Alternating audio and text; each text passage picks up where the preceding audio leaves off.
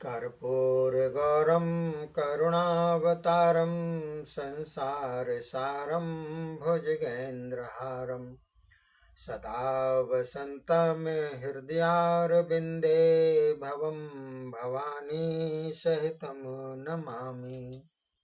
बोलिए शंकर भगवान की जय। बोलिए शिव महापुराण की जय। देखिए साथियों, आज के वीडियो में 5वां अध्याय चल रहा है, जिसमें नारद जी ब्रह्मा जी से प्रश्न करते हैं। तो देखिए, सूत जी बोले, नारद जी के प्रति इस प्रकार कहकर श्री विष्णु भगवान अंतर्ध्यान हो गए। तब नारद जी पृथ्वी लोक में आकर शिवलिंगों का दर्शन करने लगे। इस प्रकार भुक्ति मुक्ति देने वाले अनेकों शिवलिंगों के दर्शन किए। तब उन दो रुद्रगणों ने नारद जी को देखा। अपने शाप की मुक्ति के लिए वे दोनों उनके पास आकर चरणों में गिर पड़े और बोले, हे महर्षि नारद जी, हम वही रुद्रगण हैं जो ब्राह्मण का रूप धारण कर राजा शील निधि की कन्या के स्वयंवर में आए और आपको कुरूपता के लिए कहा, किंतु भगवान शिव की माया के द्वारा ही आपने हमें शाप दे डाला था। उस समय आप क्रुद्ध थे। उस अवस्था में हम प्रार्थना न कर सके। इसमें किसी का दोष नहीं। कर्मों का फल सबको भोगना पड़ता है। अब तो मुनिवर हम पर प्रसन्न होकर हमारा उद्धार करें।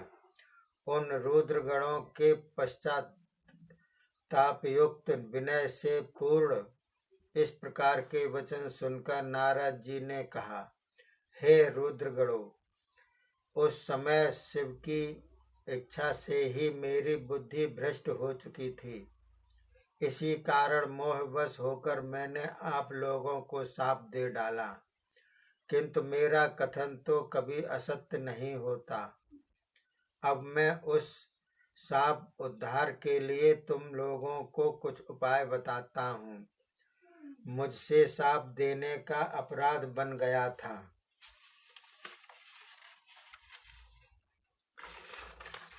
प्रथम तो उसे क्षमा कर देना। अब अपना वृतांत सुनो। तुम दोनों मुनि वीर्य द्वारा एक राक्षसी से जन्म पाओगे। तुम्हारा प्रताप, बल एवं वैभव दिनों दिन बढ़ता जाएगा। अपनी भुजा बल से ब्रह्मांड भर का अखंड राज्य पाओगे। सदा शिव के पूर्ण भक्त होगे। कई वर्षों के अनंतर भगवान अपने दूसरे रूप में आकर तुमको मारेंगे। तब तुम्हारा उद्धार होगा। फिर अपने स्थान पर लौट जाओगे। भगवान शिव की भक्ति द्वारा तुम्हारा उद्धार होगा। सूत जी ने कहा कि इस प्रकार नारद जी के कथन को सुनकर प्रसन्न होकर दोनों रुद्रगण चले गए एवं नारद जी भी शिव तीर्थों का भ्रमण करते हुए शिव कीर्तन द्वारा शिव भक्ति में तत्पर रहने लगे। शिव तीर्थ काशी में विचरते विचरते आ गए। पुण्य तीर्थ काशी के विश्वनाथ भगवान का दर्शन किया तथा पूजन किया। उनका मन अतीव प्रसन्न हुआ। शिव तत्व जानने की इच्छा उत्पन्न हुई। शीघ्र ही ब्रह्मलोक में आए। श्री ब्रह्मा जी को नमस्कार करके उनकी स्तुति की। तदंतर हाथ जोड़कर बोले, हे पितामह ब्रह्मा जी, आप तो परम ब्रह्म का स्वरूप भली भांति जानते हो।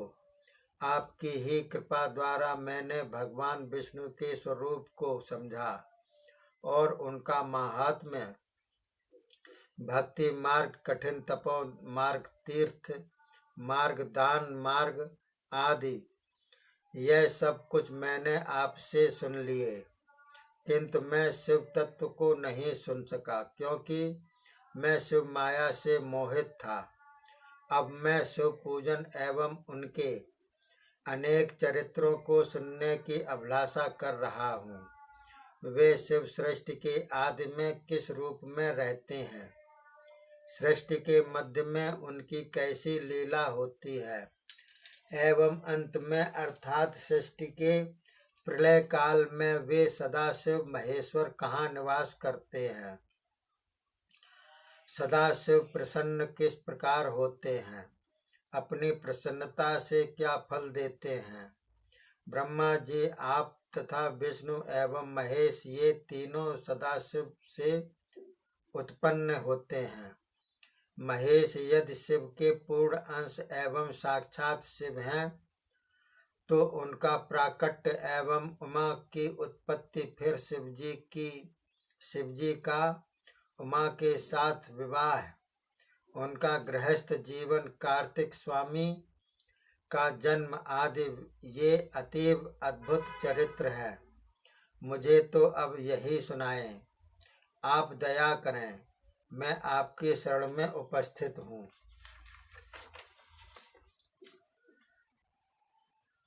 ब्रह्मा जी कहने लगे, हे देवर्षि नारद, आप लोक हित के लिए बहुत ही उत्तम प्रश्न किया करते हो। मैं अति प्रसन्न होता हूँ। सुनो, मैं निर्विकार शिव तत्व कहता हूँ। श्रवण मात्र से पाप निवृत्त हो जाते हैं। सुनिए, जब महाप्रलय होती है तब स्थावर जंगम सबके सब नष्ट हो जाते हैं। तारा मंडल, सूर्य, चंद्रमा जब कुछ भी नहीं रहता तो अंधकार ही अंधकार हो जाता है।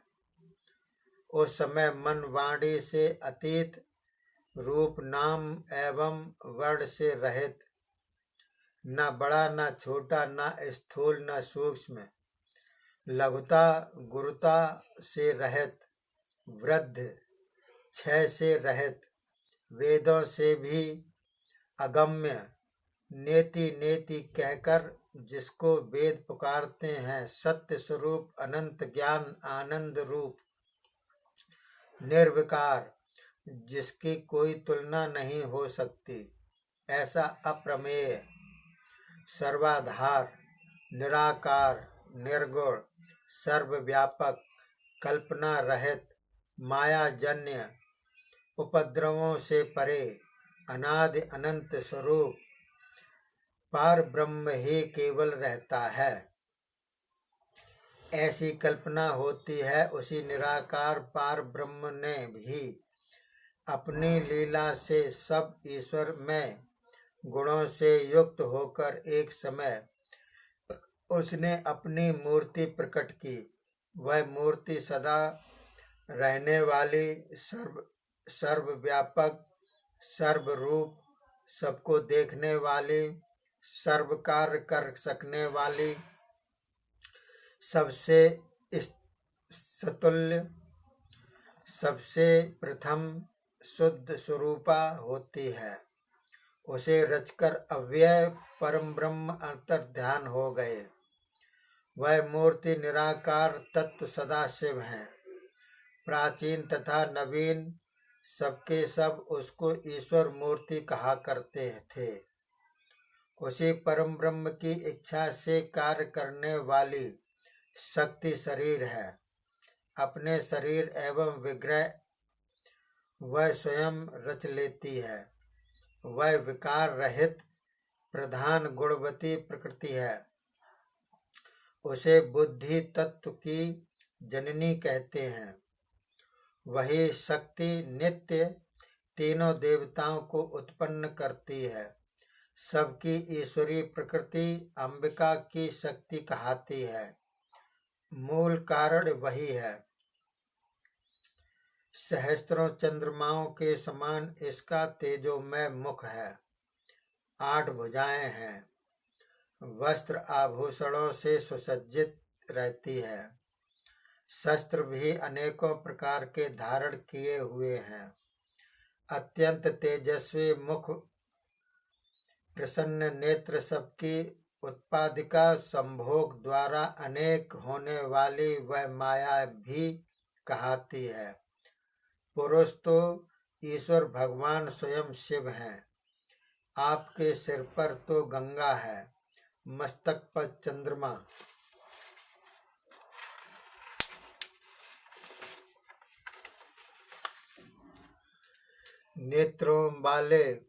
तीन नेत्रों वाले पंचमुखी, 10 भुजा युक्त त्रिशूल आदि शस्त्र धारे, कर्पूर के समान उज्ज्वल, गौर वर्ण सदा भस्म धारे, इस रूप के काल स्वरूप सदा शिव हैं।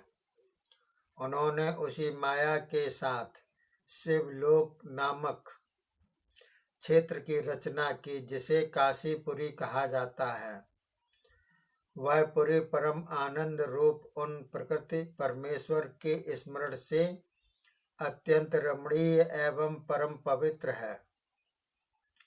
यह क्षेत्र तो प्रलय होने पर भी नष्ट नहीं होता। वहाँ शिव सदा विराजमान रहते हैं। पिनाकी शिव ने पहले इसका नाम आनंद वन रखा था। यह क्षेत्र पूरा आनंदमय एवं निरंतर अभिमुक्त था। रमण करते हुए अंबिका तथा शिव ने विचार किया, हमें कोई निर्वाणधारी दूसरा पुरुष रचना चाहिए, जो हमारे सारे भार को संभाल ले एवं मेरी कृपा द्वारा सारे सृष्टि रचकर उसका पालन पोषण करे, उसका संहार भी अंत में वही करे।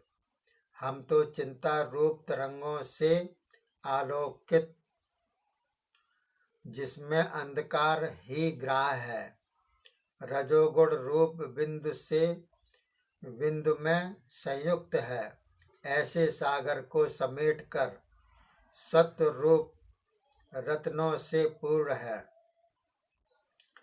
उसे प्राप्त कर इस आनंद उपवन में आनंद पूर्वक निवास करेंगे। यह कहकर बिना शक्ति उस विभु समर्थ परमेश्वर ने ज्यों ही अपने दक्षिण की ओर दशम अंग में अमृत दृष्टि से देखा, तो वहां एक सुंदर पुरुष प्रकट हो गया। वह सत्वगुण से युक्त शांत स्वरूप, समुद्र के समान अगाध, क्षमावान, बहुत ही सुंदर था। उसका स्वरूप नील कमल की भांति श्याम था। सोने की भांति चमचमाते 2 वस्त्र धारण किए हुए थे। पराक्रम भी उसका प्रचंड था। ऐसा पुरुष प्रकट होकर शिवजी को प्रणाम करके बोला, हे भगवान, मेरा नाम एवं कर्म कहिए। यह सुनकर सदाशिव हंस पड़े और गंभीर वाणी से कहने लगे, हे पुत्र, तुम संसार भर में व्यापक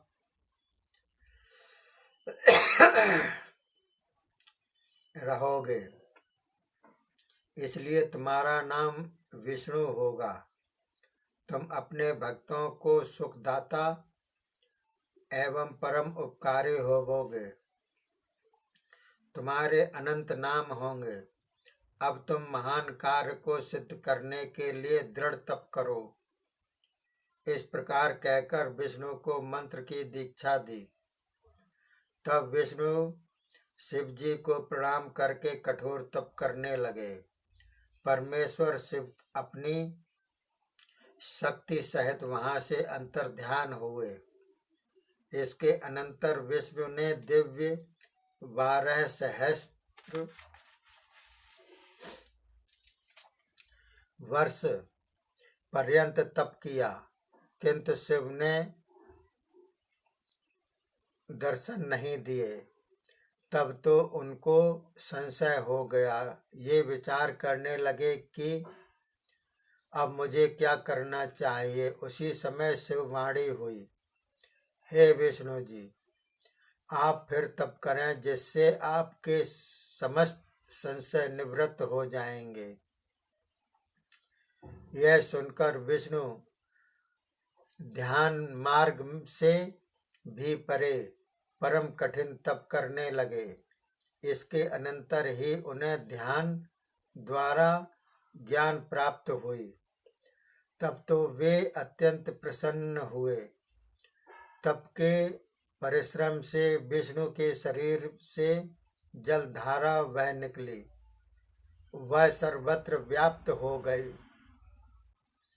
उस जल के स्पर्श मात्र से समस्त पापों का नाश हो जाता है। विष्णु बहुत थक चुके थे। मोहित होकर प्रसन्नता पूर्वक उसी जल में बहुत काल पर्यंत तक सो गए। इसी कारण उनका नाम नारायण भी पड़ गया। कुछ काल के व्यतीत होने पर उनसे तत्वों की उत्पत्ति हुई। वे तत्व सुनो। प्रधान प्रकृति के मुख्य 3 गुण हैं। उनसे अहंकार हुआ, वह भी 3 प्रकार का है। उससे 5 तन्मात्रा उत्पन्न हुई। उनसे 5 महाभूत पैदा हुए। 5 महाभूतों से ज्ञान इंद्रियां तथा कर्मेंद्रियां हुई। इस प्रकार से तत्वों की उत्पत्ति हुई। यह इंद्रिय आदि बिना प्रकृति पुरुष के जड़ रूप है। शिव जी की इच्छा से वे विष्णु उन 24 तत्वों को एक एक करके ब्रह्म रूप द्वारा जल पर शयन करने लगे। बोलिए शंकर भगवान की जय। ये 6वां अध्याय समाप्त होता है। देखिए साथियों, बहुत से शिव के वाचक जो होते हैं वो कथावाचक लाखों रुपए लेकर के आपको बदलाते हैं, नमक मिर्च लगा करके आपको प्रसन्न करने के लिए। लेकिन मैं जो सुना रहा हूँ शिव महापुराण, इसका एक एक शब्द एक एक वाक्य जो है शुद्ध है। इसमें कोई सी किसी भी प्रकार की मिलावट नहीं है। इसके अलावा देखिए साथियों, इसमें दुनिया भर का ज्ञान भरा पड़ा हुआ है कि किस प्रकार से इंद्रियां, कर्मेंद्रियां और ज्ञानेंद्रियां उत्पन्न हुई और किस प्रकार से रचना हुई, विष्णु भगवान किस प्रकार से प्रकट हुए। ये सभी लीलाएं शिव रूप हैं। तो शिव महान है। आप भी जो है इस शिव महापुराण का श्रवण कीजिए और अपना ज्ञान तथा मोक्ष का मार्ग पकड़िए। तब तक के लिए जय हिंद, जय भारत।